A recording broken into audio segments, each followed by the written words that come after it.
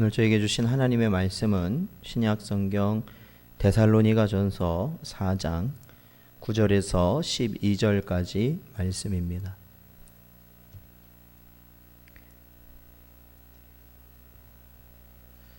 신약 성경 데살로니가전서 4장 9절에서 12절까지 말씀입니다.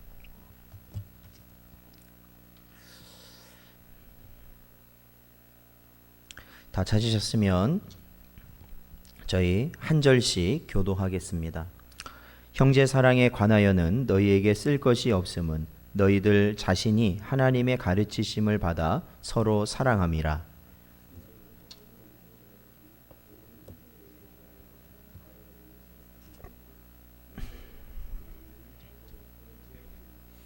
또 너희에게 명한 것 같이 조용히 자기 일을 하고 너희 손으로 일하기를 힘쓰라. 이는 외인에 대하여 단정히 행하고 또한 아무 궁핍함이 없게 하려 함이라. 아멘. 기도하겠습니다. 하나님 아버지 감사합니다. 오늘도 저희들을 주님의 전으로 부르셔서 주님의 백성들로서 하나님 허락되어진 이 시간을 또한 주님께 드릴 수 있도록 인도하시니 감사드립니다. 언제나 하나님 저희들의 심령 가운데 오직 성령께서 인도하시는 그 길을 선택할 수 있도록 인도하여 주시옵시고 우리의 것을 내려놓을 수 있게 하여 주시며 비록 그 길이 어렵고 험하며 우리의 뜻이 아닐지라도 성령께서 주장하시는 그 길을 갈 수 있는 저희가 되도록 언제나 함께하여 주시옵소서. 오늘도 주신 말씀을 저희들의 마음에 새기며 언제나 그 뜻에 합당한 삶을 살 수 있는 은혜를 주시길 바라옵고 이 모든 말씀 예수님의 이름으로 기도하옵나이다. 아멘. 사랑하는 성도 여러분, 오늘도 주신 말씀 마음에 깊이 새기시고 언제나 산 소망과 새 하늘과 새 땅을 바라보며 살아가시는 여러분 되시기를 축원드립니다. 저희가 지난주 살펴보았던 4장 데살로니가전서 4장 1절부터 8절까지의 말씀을 보면 하나님을 기쁘시게 하는 것, 즉 하나님의 뜻을 이루는 성도의 거룩을 이루는 삶이 무엇인가 라는 가르침을 이 지난주 본문 말씀을 통해 살펴보았습니다. 결국에는 그 가르침이 무엇이었냐면 그것은 바로 이 음란함을 버리라 라는 겁니다. 이 8절까지의 내용을 보면 이 하나님의 뜻을 이루는 삶, 거룩함을 이루는 삶, 그것이 무엇이냐? 바로 음란함을 버리라 라는 거였습니다. 이러한 이유는 이방인의 교회였던 데살로니가 교회에 그들이 태어나면서부터 그리고 또한 그들이 자라온 환경이 문화적으로 이 우상을 숭배하는 것이 만연되어 있다 보니까 이 우상을 섬긴다는 것은 단순히 어떠한 다른 신을 섬긴다는 의미 거기에 덧붙여서 바로 성적 타락까지도 같이 연결되는 것이기 때문에 그렇습니다. 그러한 문화 속에서 살다 보니까 이제는 비정상적인, 즉 하나님께서 죄라고 말씀하신 그러한 타락의 모습을 그들은 아무렇지 않게 그것이 죄인지도 모른 채 살아오게 된 것이죠.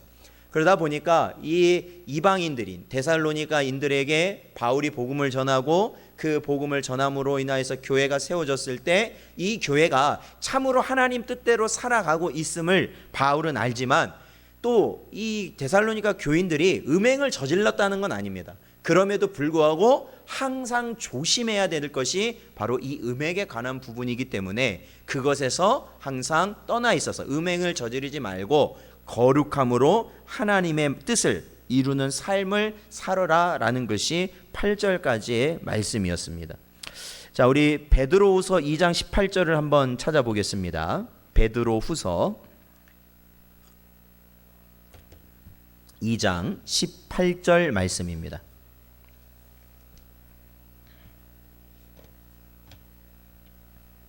자, 같이 읽어보죠. 시작.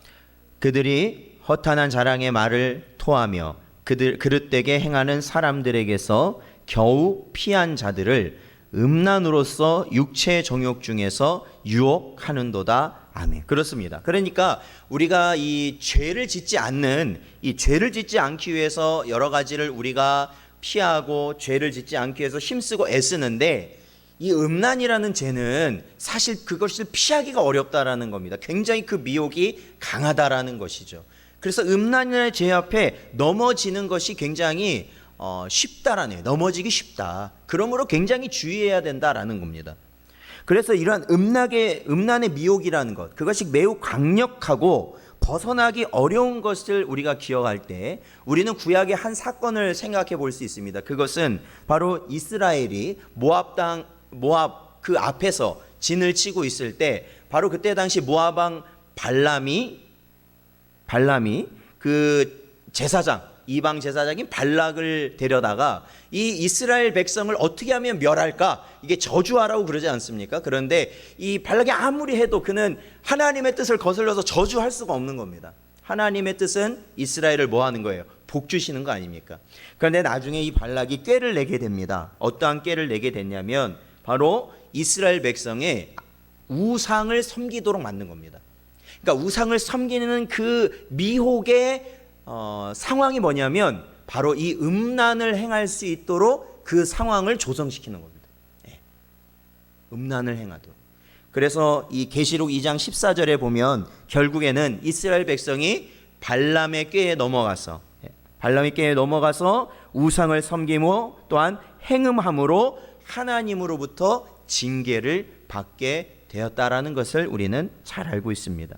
그러므로 온전히 하나님의 뜻을 이루기 위하여 우리가 살아갈 때 음란한 생각과 행동을 우리는 그것을 가벼이 여기지 말고 특히 우리 젊은 신도들은 특히 주의해야 되는데, 그러한 것을 가벼이 여기지 말고 그러한 것을 하나님 앞에서 철저히 부인하며 성령 하나님의 인도하심을 따라 나아갈 때 하나님이 원하시는 그러한 백성이요 자녀된 삶을 살게 되는 은혜가 있을 줄로 믿습니다.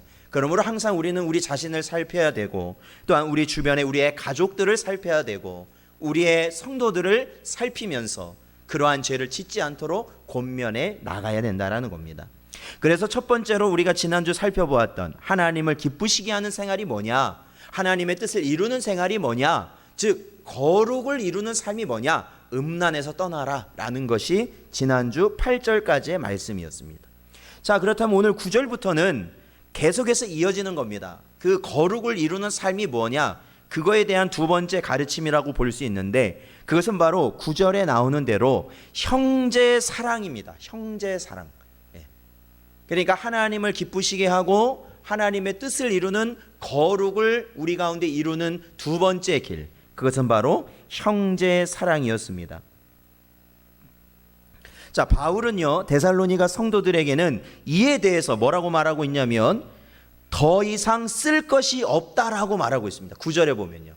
그러니까 정말로 이 교회는 저는 이 데살로니가 전설 이번에 준비하면서 다시 살펴보니까 정말로 본받을 만한 교회입니다. 진짜 교회들이, 이 땅의 교회들이 정말로 본받을 만한 교회예요. 왜? 형제 사랑에 관해서는 바울이 이 교회에 더 이상 쓸 게 없다라는 겁니다. 왜 쓸 게 없다는 걸까요? 못하니까 그럴까요? 아니죠. 잘하고 있기 때문에 그렇죠. 잘하고 있기 때문에. 왜 그런다고 9절에서 말하고 있습니까? 너희들 자신이 하나님의 가르치심을 받아 서로 뭐한다? 사랑하기 때문에 더 이상 쓸 것이 없다라고 이렇게 바울은 기록하고 있습니다. 자, 그렇다면 우리는 여기서 사도 바울이 형제 사랑에 대해서 이야기하고 있는 이 부분을 쓸 게 없다고 해서 다 지나간 것이 아니라 바로 이 짤막한 9절에 나와 있는 이 부분을 통해서 과연 형제 사랑이 무엇인가를 우리는 생각해 볼 수 있어야 됩니다. 왜냐하면 예수님께서도 말씀하시잖아요. 율법의 요약이 뭐라고요? 첫 번째는 하나님을 사랑하는 것이고, 두 번째는 내 형제를 내 몸같이 사랑하는 것 아닙니까? 그렇죠. 오늘 허 집사님이 기도하실 때도 이 내용을 말씀하신 건데, 그렇다면 우리가 어떻게 해야 그 하나님을 기쁘시게 하는 형제 사랑을 이룰 수 있겠느냐라는 겁니다. 이 성경적인 형제 사랑이에요. 성경적인. 이러한 형제 사랑은 일반 믿지 않는 자들이 하는 형제 사랑과는 차이가 있습니다. 차이가 있어요. 왜요? 믿지 않는 사람들은 어떻게 합니까? 자신에게 유익이 되거나 자신과 진짜 가까운 사람들만 돕는 겁니다. 쉽게 말하면. 연결되지 않는 사람 돕지 않는 거예요. 그러니까 그러한 사랑은 믿지 않는 자들도 하는 겁니다. 그러니까 그러한 사랑이 아닌 진정한 성경에서 요구하는 형제 사랑, 이웃 사랑은 어떻게 이루어지는 것인가? 9절 말씀 보면 거기에 대한 우리가 말씀을 볼 수 있습니다. 그것은 너희들 자신이, 9절 중반부터 보면 이렇게 되어 있죠. 너희들 자신이 하나님의 가르침을 받았다라는 겁니다. 즉 이 데살로니가 성도들이 서로 사랑하는 그 사랑은 그냥 막무가내로 자기의 뜻대로 사랑하는 그 사랑이 아니라 어떤 사랑이냐면 하나님의 가르치심을 받아서 이룬 사랑이 바로 이들이 갖고 있던 형제 사랑이었습니다. 하나님이 가르쳐 주신 사랑.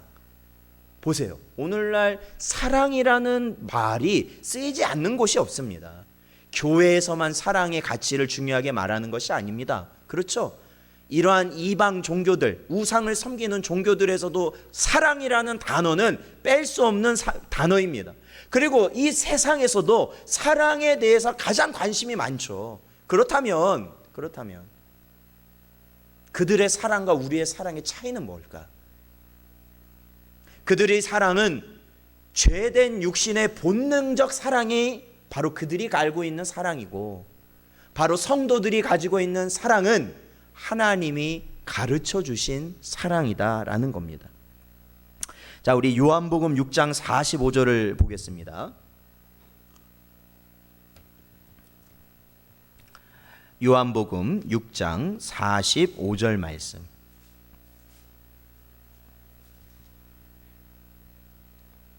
자, 같이 읽어보겠습니다. 시작. 선지자의 글에 그들이 다 하나님의 가르치심을 받으리라 기록되었은즉 아버지께 듣고 배운 사람마다 내게로 오느니라.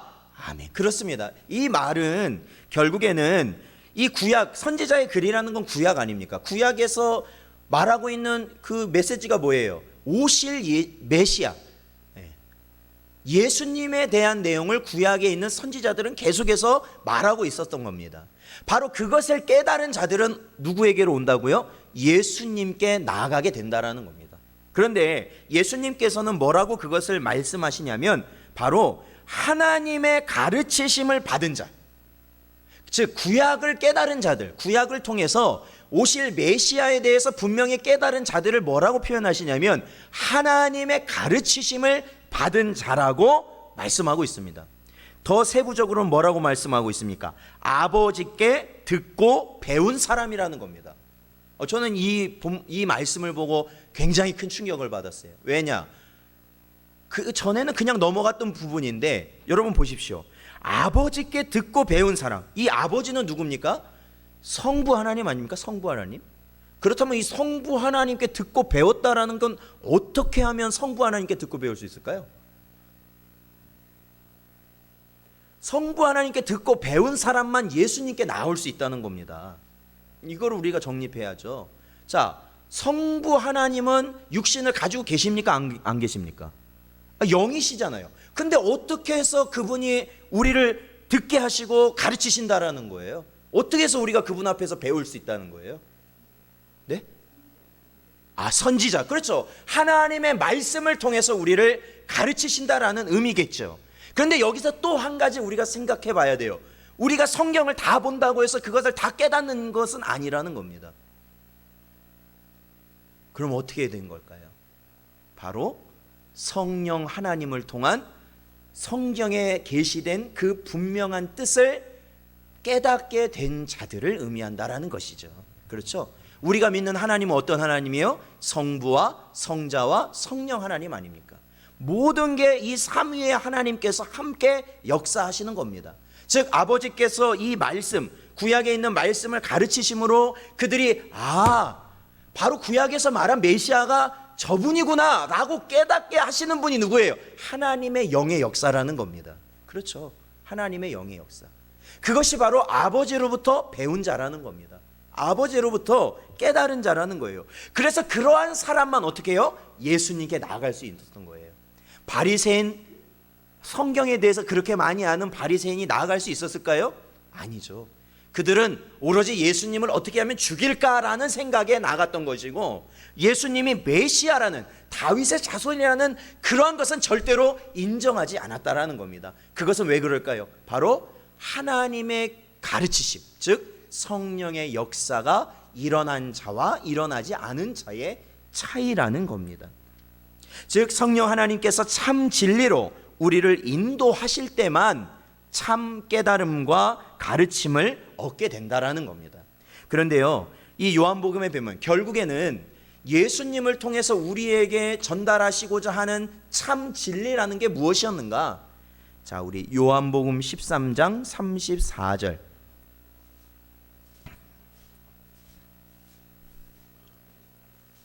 요한복음 13장 34절 말씀입니다. 자, 같이 읽겠습니다. 시작.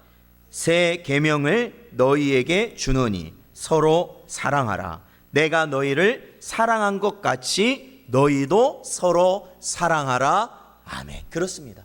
예수님께 나왔을 때, 즉 하나님의 가르치심, 즉 성령의 조명하심과 이해하도록 하실 수 있는, 깨달을수록 하실 수 있는 그 은혜를 받은 자들이 예수님께 나와서 예수님으로부터 받은 진리는 뭐냐? 새 계명을 너희에게 주노니 서로 사랑하라.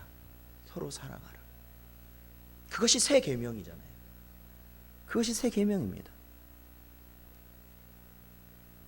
그것이 새 계명이었어요. 그것이 새 계명.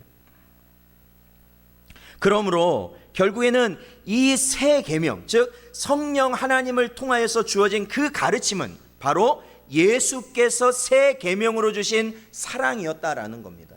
그러니까 이 말씀을 우리가 깊이 있게 연구하고 이 말씀 그대로를 우리가 받고 이 말씀 그대로를 우리가 제대로 성령 안에서 깨닫게 된다면 결국엔 이 안에서 무엇이 발견되어야 되는 겁니까? 사랑이라는 겁니다. 사랑. 예, 사랑. 하나님께서 우리에게 주신 그 가르침, 사랑이 여기에서 발견되는 겁니다.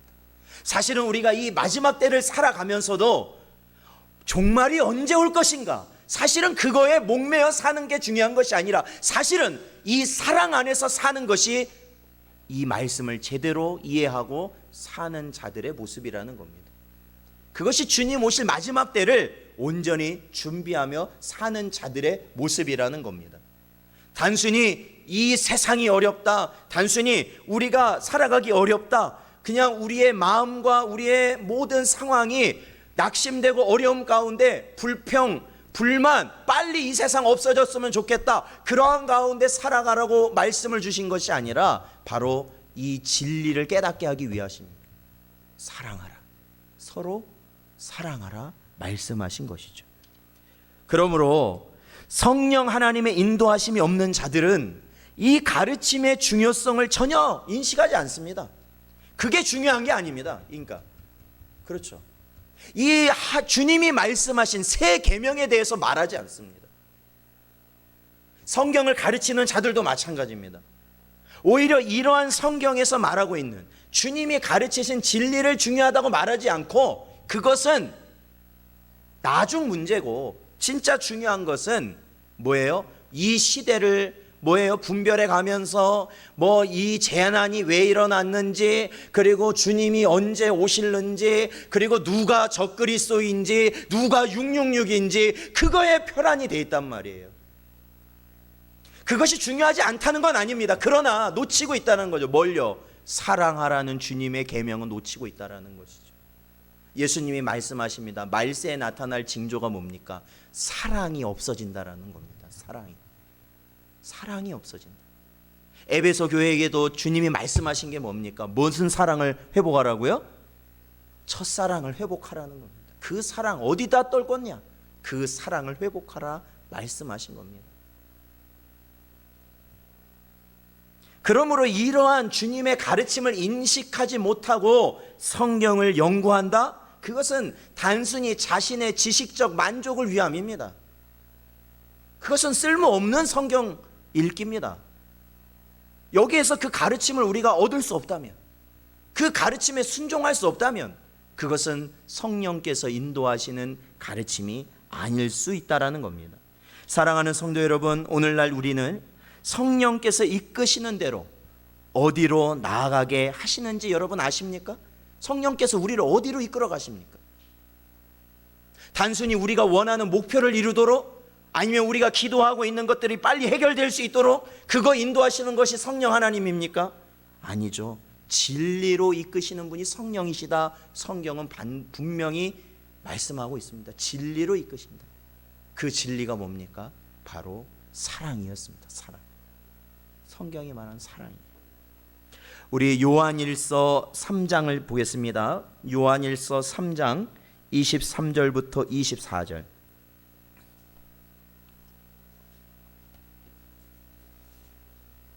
요한일서 3장 23절부터 24절까지 말씀입니다. 같이 읽겠습니다. 시작. 그의 계명은 이것이니 곧 그 아들 예수 그리스도의 이름을 믿고 그가 우리에게 주신 계명대로 서로 사랑할 것이니라. 그의 계명을 지키는 자는 주 안에서 거하고 주는 그의 안에 거하시나니 우리에게 주신 성령으로 말미암아 그가 우리 안에 거하시는 줄을 우리가 아느니라. 아멘. 그렇습니다. 자, 우리는 이제 이 말씀을 통해서 거룩이란 의미로 다시 넘어갑니다. 왜? 데살로니가전서 4장 1절부터 8절까지 거룩의 첫 번째, 거룩하는 것의 첫 번째 모습은 음란을 버리는 거 아닙니까? 음행을 버리는 겁니다. 그게 첫 번째였고, 오늘 본문에서 두 번째는 바로 뭐였습니까? 거룩의 길. 우리 성도들이 거룩할 수 있는 길은 형제 사랑이었기 때문에 그렇습니다. 그렇죠. 4장 9절에 나온 형제 사랑. 그것이 바로 하나님을 기쁘시게 하는 것이고 하나님의 뜻을 이루는 것이고 우리 성도들이 거룩할 수 있는 길이기 때문에 그렇습니다. 바로 예수께서 우리에게 주신 사랑하라는 계명을 통해서 우리와 하나님이 함께 하심이 분명해진다라는 겁니다. 이 요한일서 말씀이 그거잖아요. 그렇죠. 그래서 결국 하나님과 우리 주님이 나와 함께 하신다라는 것은, 그것은 무엇을 의미합니까? 바로 거룩을 의미합니다. 거룩. 어떠한 경건한 모습, 단정한 옷차림, 어떠한 사람들이 보기에 엄숙한 그러한 것이 거룩이 아닙니다. 절대로 그건 거룩이 아닙니다. 그건 거룩이라고 말할 수 없습니다. 그러한 모습 가운데 사랑이 없다면 그곳에 하나님이 계시겠습니까? 안 계시겠습니까? 안 계신 거죠. 주님이 계실까요? 안 계실까요? 안 계신 거죠. 그렇다면 그곳은 거룩한 곳이겠습니까? 거룩하지 않은 곳이겠습니까? 거룩하지 않은 곳입니다. 세상과 똑같은 곳이다. 세상과 똑같은 곳. 거룩에 대해서 가르치는 거예요. 거룩에 대해서. 그렇다면 저와 여러분 그러한 거룩의 길을 가고 있느냐라는 겁니다. 오늘날 우리가 이 세상의 삶 가운데 거룩의 길을 우리가 밟아가고 있느냐라는 것이죠. 하나님이 나에게 보내주시고 나와 연이 되게 하시고 나와 이렇게 관계를 맺게 하시는 사람들에게 우리는 참으로 하나님이 주신 이 가르침에 순종함으로 사랑하고 있느냐라는 것이죠. 있느냐. 오늘날 이 역병의 사태가 커지면서 우리는 오히려, 그렇죠, 우리가 그리스도인임에도 불구하고 이 역병이라는 것 때문에 오히려 우리가 다른 이들에 대한 사랑을 거부하고 있는 것이 내 모습은 아니냐라는 겁니다. 우리의 생명은 하나님 거라고 고백하잖아요. 우리의 삶은 다 하나님 거라고 고백하지만 결국 우리는 이 세상의 형편에 따라 우리의 모습도 달라져 가고 있지 않느냐라는 겁니다. 여러분 그것을 뭐라고 말합니까? 속되다라는 겁니다. 속된 모습이라는 거예요. 속된 모습. 거룩한 모습이 아니라 속된 모습. 분위기 때문에 바뀌고 돈 때문에 바뀌고 내 상황과 형편 때문에 바뀐다면 그것은 바로 거룩한 자의 모습이 아니라 속된 모습이라는 겁니다. 세속화된 거예요. 이미 그것 자체가. 왜요? 하나님이 내 안에 안 계시기 때문에 그렇죠. 주님이 내 안에 안 계시기 때문에 그렇다라는 것이죠. 사랑하는 성도 여러분, 두 번째 가르침, 즉 거룩을 이루는 두 번째 가르침은 바로 예수 그리스도께서 우리에게 알려주신 그 사랑, 그 사랑의 계명을 붙들고 형제를 사랑할 수 있는 것임을 깨달으시고 거룩을 이루어가시는 여러분 되시기를 주님의 이름으로 축원드립니다. 자, 그렇다면요, 오늘 본문은요 굉장히 짧지만 우리에게 굉장히 중요한 말씀입니다. 자, 그렇다면 우리가 주님의 가르침대로 사랑을 한다는 것은 어떻게 하는 것이 주님의 가르침대로 사랑을 할 것인가? 단순히 우리가 말로만 사랑한다, 형제님 사랑합니다, 자매님 사랑합니다, 주 안에서 사랑합니다 하는 그것으로 우리는 사랑이라 말할 수 있겠느냐? 자, 오늘 본문 말씀 데살로니가전서 4장 10절 말씀 같이 읽어보겠습니다. 4장 10절이요. 자, 읽겠습니다. 시작. 너희가 온 마게도냐 모든 형제에 대하여 과연 이것을 행하도다. 형제들아, 권하노니 더욱 그렇게 행하고 아멘. 그렇습니다. 자, 우리가 데살로니가 전서요 1장을 보면 어떠한 내용이 나와 있냐면 바로 이 데살로니가 교회가 신생교회임에도 불구하고 바로 8절에 보면 1장 8절이요 마게도냐와 아가야, 그러니까 이 데살로니가 교회가 있는 바로 그 주변 지역에 어떠한 소문이 났다고요? 믿음이 좋다는 소문이 났다라는 겁니다. 좋다는 소문. 근데 이 믿음이 좋다는 소문은 왜 나타나게 되었느냐? 바로 이 신생교회가 오히려 주변 어려운 교회들을 어떻게 했다는 거예요? 섬겼기 때문에 그랬어요.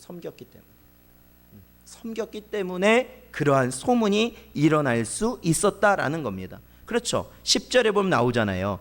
모든 형제에 대하여 과연 이것을, 이게 뭡니까? 하나님이 가르쳐 주신 그 사랑을 행하였기 때문에 그렇다라는 겁니다. 행하였다. 자, 요한일서 3장 17절 18절 말씀을 우리 다시 한번 찾아볼까요? 자, 요한일서 3장 17절 18절 말씀.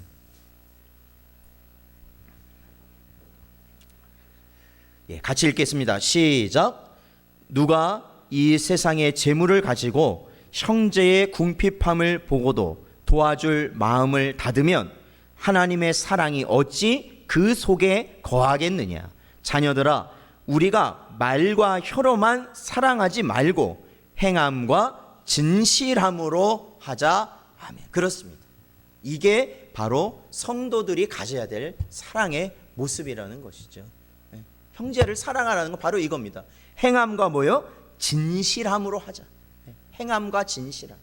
그러니까 우리의 행함이라는 것, 그렇죠? 행함이라는 것, 이 행함이라는 것이 단순히 그 의도가 나를 위한 의도로 나아간다면, 그러니까 이번에 수해 입은 현장들을 정치인들이 방문해서 이렇게 복구를 이렇게 하면서 사진을 찍어서 올리는 거에 대해서 사람들이 이 말 저 말 많이 있던데, 그렇죠? 그러니까 어떠한 보여주기식, 나를 위한 의도를 깔고 선한 것을 하는 것이 아니라 어떻게 하라는 거예요? 오로지 주님의 계명에 순종하는 심령으로, 나의 유익이 아니라 주님의 영광을 위해서 바로 이 일을 감당하라는 겁니다. 그러니까 사랑합니다 말과 혀로만 하는 것이 아니라 행함과 진실함으로 하는 것이 바로 주님의 계명을 지켜가는 것이다. 그리고 데살로니가 교회가 바로 주변 이 마게도냐와 아가야 지역에 있는 교회들을 섬겼던 모습이 바로 이 교회의 모습이었다라는 겁니다. 이 교회의 모습. 그래서 사도 바울은 더 이상 이거에 대해서는 쓸 수 없다라고 말할 정도였죠. 그러나 무엇이라고는 말했습니까? 더욱 그렇게 하라고는 말했습니다. 지금까지 해왔던 것보다 더욱 그렇게 하라라고 말씀드렸습니다. 사랑하는 성도 여러분, 이것이 바로 우리 신성전원교회가, 또한 이 땅의 우리 교회들이 하나님 앞에 거룩함으로 나아갈 수 있는 길임을 잊지 마시기를 축원드립니다. 바로 이 길입니다. 이 길. 행함과 진실함으로 우리에게 보내신 형제들을 우리가 돕고 그들을 섬기는 길로 우리는 점차 나아가야 될 것입니다. 그래서 우리 좋자고 우리가 하면은 그것은 이제는 교회가 아닙니다. 이제 우리 좋자고. 우리가 먹자, 우리가 마시자, 우리가 놀자, 그러면 이제는 그것은 교회가 아닙니다. 그 안에 무엇이 있습니까? 주님의 사랑을 이루는 행함과 진실함이 있겠습니까? 아니죠. 오히려 그렇게 나아가면 나아갈수록 교회가 하나 되는 것이 아니라 분열되기 시작합니다. 분열되기 시작해.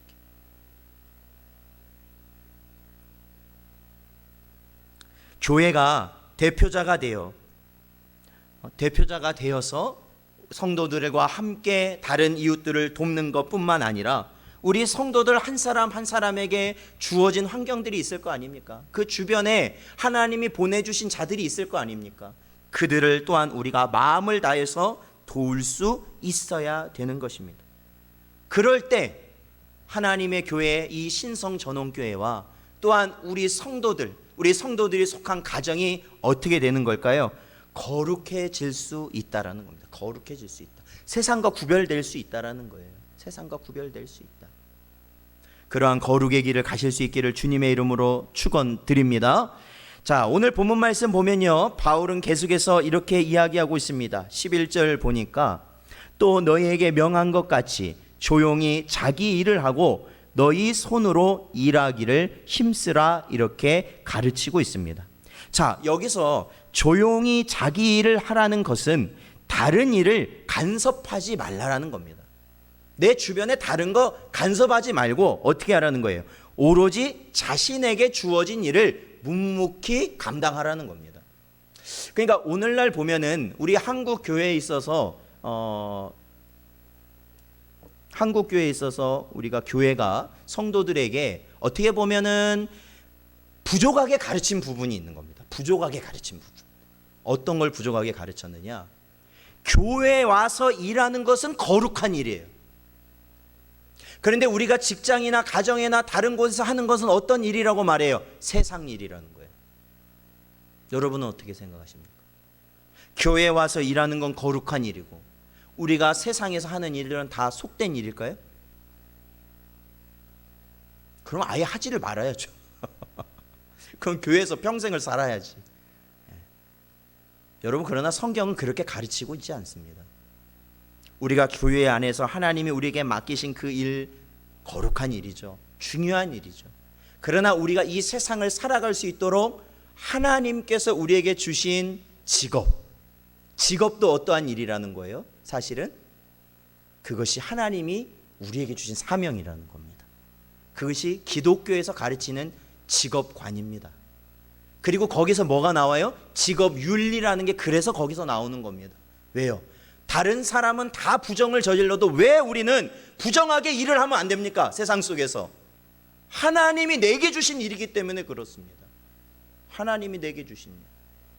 업무를 볼 때도 왜 남들이 그냥 자기가 할 것만 딱 하고 끝나는데 왜 우리는 거기에 충성을 다해서 더 합니까? 왜 더 좋은 방향으로 해 나가려고 애쓸까요? 그것은 주님이 나에게 이 일을 주셨기 때문에 그렇습니다. 주님.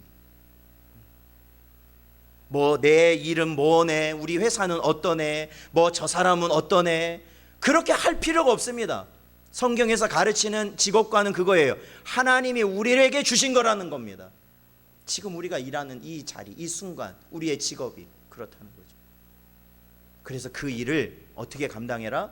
묵묵히 감당하라는 겁니다. 묵묵히 감당하라.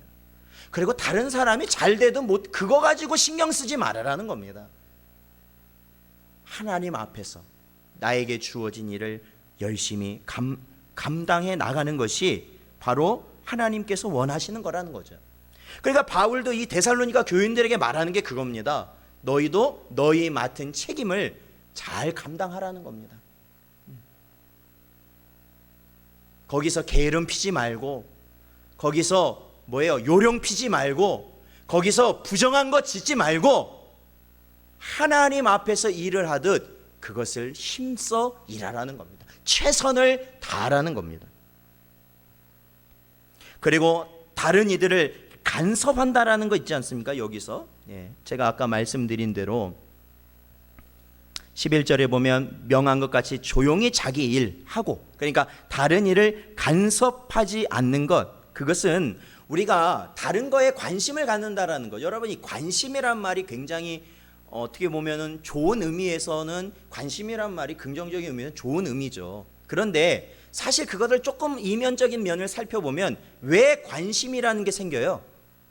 내 마음에 뭐가 생겼다는 거예요? 욕심이 생겼다라는 겁니다. 관심을 둔다라는 건 그것을 내 것으로 만들고 싶고 그것을 내가 차지하고 싶다라는 마음입니다.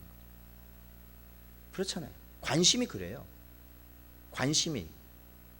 그러니까 그 관심을 내가 그거에 대한 어떠한 나의 욕심을 가지고 대하기 시작하면요, 남의 일에 자꾸 간섭하게 됩니다. 그러면 뭐가 일어날까요, 여러분?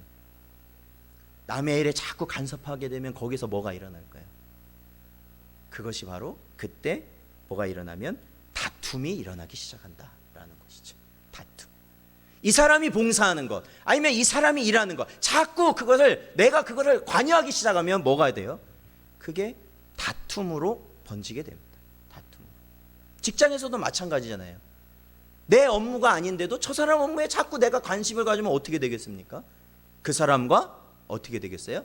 다툼의 여지가 일어나게 된다라는 것입니다. 자, 우리 잠언서 17장을 찾아볼까요? 잠언서 17장, 구약성경 잠언서 17장 14절.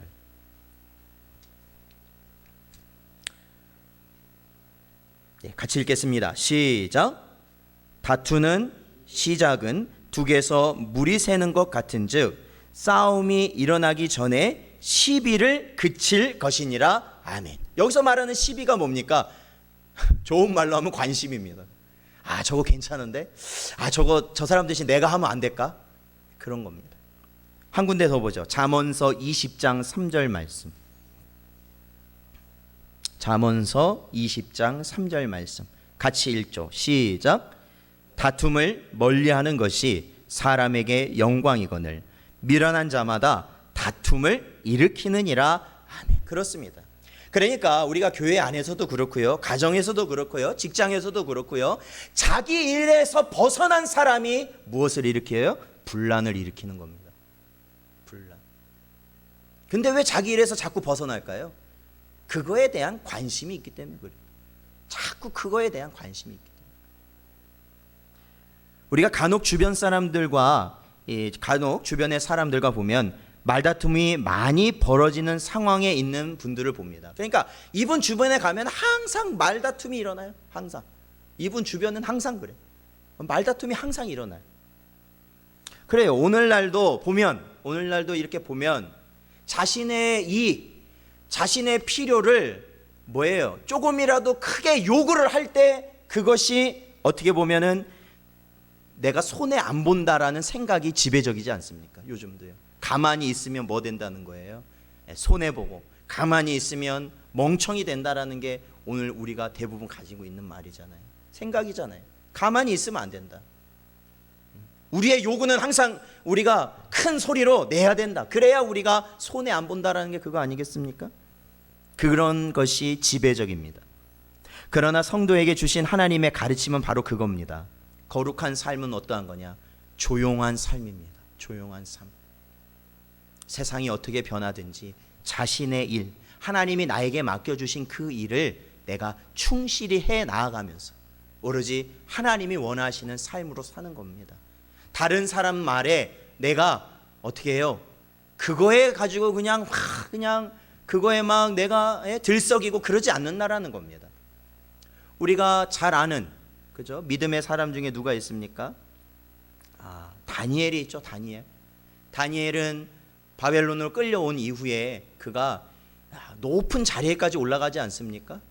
그런데 그가 어떤 사람이었냐면 하루에 3번씩 예루살렘을 향하여 기도했던 자였습니다.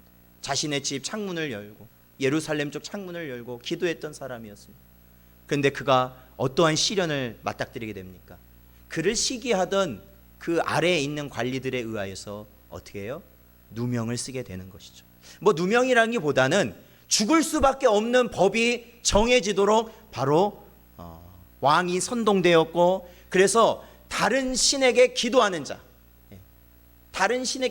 자는 다 죽일 것이다라는 법이 선포되었음을 다니엘은 어땠어요? 몰랐어요? 알았죠. 너무나도 잘 알았죠. 그런데도 불구하고 그는 오히려 그랬음에도 불구하고 그는 예루살렘을 향하여 창문을 열고 기도하였습니다. 그래서 그가 어디 구덩이에 빠지게 됩니까? 사자굴에 빠지게 되죠. 사자굴. 바로 성도는 그거예요. 성도는 그겁니다. 다니엘이 그런 상황이라고 해서 자신의 책무를 내팽개치고 도망간 게 아닙니다. 그 나라의 그 관리직을 버린 게 아닙니다. 버린 게 아니에요. 저와 여러분도 마찬가지예요. 우리가 하는 그 모든 일에선 우리가 조용히 하나님이 우리에게 주신 그 일에 최선을 다해야 되는 겁니다. 우리가 간혹 남들과 다퉈서 아니면 논쟁을 함으로 인해서 약간의 이득을 얻을 수 있다고 칩시다. 그러나 그 순간 우리는 어떻게 되는 겁니까? 내 자존심은 지켰을지 모릅니다. 내가 좀 손해보는 것은 지켰을지 모릅니다. 그러나 하나님의 영광은 땅바닥에 떨어질 것입니다. 하나님이란 이름은 땅바닥에 떨어질 것입니다. 저런 사람이 목사야. 저런 사람이 피도 눈물도 없는 사람이 저런 목사야. 그러면 어떻게 될까요? 하나님의 이름이 땅바닥에 떨어지는 것입니다. 거룩의 길을 포기한 자의 모습이라는 겁니다.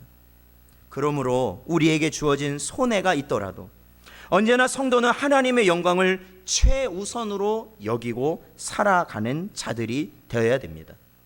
자, 그리고 오늘 본문 말씀 계속해서 보면 12절 말씀에 뭐라고 말하고 있냐면 이는 외인에 대하여 단정히 행하고 또한 아무 궁핍함이 없게 하려 함이다 라고 말씀하고 있습니다. 즉 우리 자신의 일을 조용히 잘 감당하는 건 역시도 뭐라는 겁니까? 거룩의 길이라는 거예요. 그래서 그 거룩의 길을 통해서 하나님의 영광이 돌려짐과 동시에 뭐라고 말합니까? 외인에 대하여는 단정해질 수 있다라는 겁니다. 그러니까 뭐예요? 성도들은요, 이거는 뭐 돈이 많이 있고 없고를 떠나서 어디에 가든지 우리는 품위 있는 자들이어야 된다는 거예요. 하나님의 자녀들로서.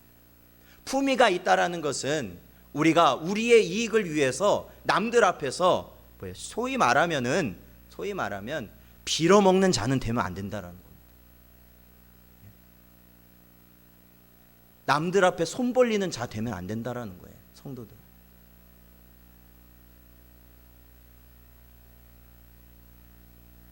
저도 어릴 적에 항상 아버님한테 들었던 가르침 중에 하나가 뭐였냐면은 어디 가서 빌어먹지 말아라, 그 말씀이었어요.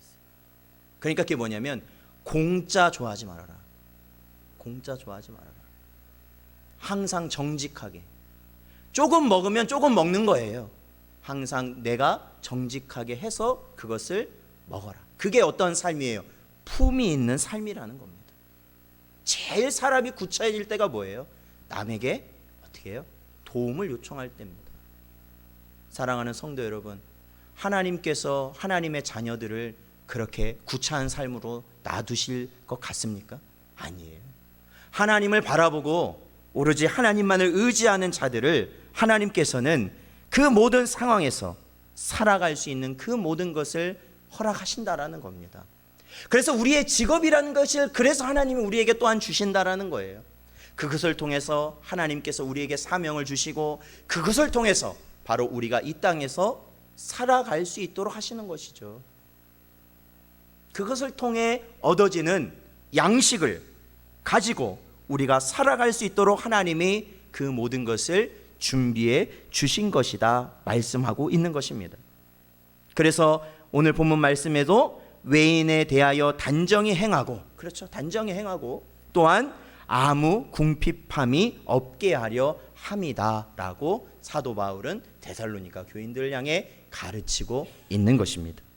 사랑하는 성도 여러분, 오늘 본문 말씀을 통하여서 우리는 거룩의 길, 하나님이 원하시는 그 거룩의 길이 어떠한 길인가를 우리는 살펴보았습니다. 세상과 구분되는 거룩의 길, 첫 번째는 바로 주님의 말씀을 따른 형제 사랑의 길을 가는 것입니다. 형제 사랑의 길, 말뿐만 아니라 우리의 행함과 진실함으로 나아갈 수 있는 형제 사랑을 의미하는 것이고, 또한 우리에게 맡기신, 하나님께서 우리에게 맡기신 그 일을 우리가 묵묵히 감당하면서 오로지 우리의 필요와 모든 것을 하나님께 구하면서 우리들이 하나님이 주시는 은혜로 말미암아 살아갈 때 우리는 어떻게 될 수 있을까요? 거룩의 길을 갈 수 있는 겁니다. 거룩. 여러분, 마지막 때는 어떠한 시대라고 합니까? 성도들의 핍박이 이어지는 시대라고 하지 않습니까? 그 핍박 중에 한 가지 모습이 뭡니까? 그것은 우리가 어떻게 해요? 제대로 생활을 할 수 없도록 세상은 만들어 갈 겁니다. 우리의 의식주를 제한할 겁니다. 그럴 때 그러한 제한 가운데서 성도들은 어떻게 해야 되는 겁니까? 세상과 타협하고 나의 먹을 것, 내 살 곳, 내 입을 것을 취하는 자가 되는 것이 아니라 오직 하나님이 주신 은혜만을 바라보아야 된다라는 것이죠. 그러할 때 성도는 거룩의 길을 갈 수 있는 것입니다. 사랑하는 성도 여러분, 오늘도 주님의 말씀을 마음에 깊이 새기시고 언제나 이러한 거룩의 길을 살아가시는 여러분 되시기를 주님의 이름으로 축원드립니다. 기도하겠습니다. 하나님 아버지, 감사합니다. 언제나 저희들 사랑하시고 함께하여 주셔서 하나님의 백성으로 살아갈 수 있게 하시는 은혜 감사를 드립니다. 오늘도 이 시간 저희들에게 주의 말씀을 통하여 거룩의 길을 어떻게 갈 수 있는지 깨닫게 하여 주셨사오니 아버지 하나님, 말씀의 분별이 사라진 이 시대에 참된 거룩의 삶을 살아갈 수 있는 저희 심령들 되게 하여 주시옵소서. 간절히 바라오며 예수님의 이름으로 기도하옵나이다. 아멘.